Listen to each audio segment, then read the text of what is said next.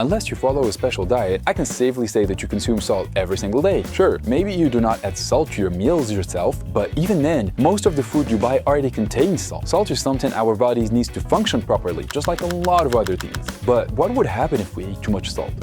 We will start gently with a small dose of 5 grams of salt, which is roughly 1 teaspoon. So far, it looks unpleasant, but not completely unbearable. And honestly, this is not surprising at all. A quantity that is insignificant for a grown man like Gustave is far from harmless for a baby weighing around 20 pounds, especially since the kidneys of such a young child are completely incapable of filtering such an excess of salt. In any case, just to reassure you, as an adult, you can safely consume 5 grams of salt per day. However, the Health Organization recommends not going beyond that. To stay healthy, daily intake should be between 2 and 5 grams. That's the limit.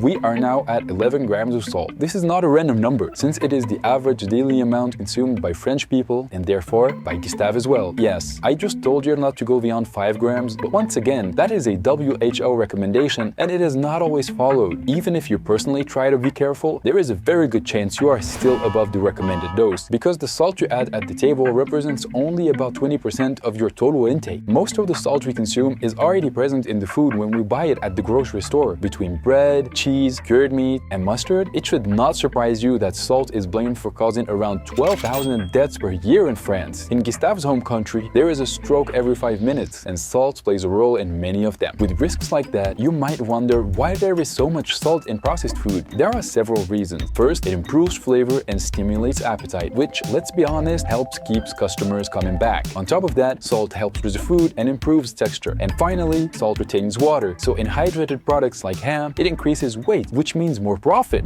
What if we moved up to 100 grams of salt? As you can see, he's experiencing small spasms and muscle twitches, all topped off with a solid headache. Unfortunately, all of this is normal. It's a symptom of hypernatremia. Why? Because salt plays a role in reflexes and muscle contraction, so what he's experiencing is called hyperflexia.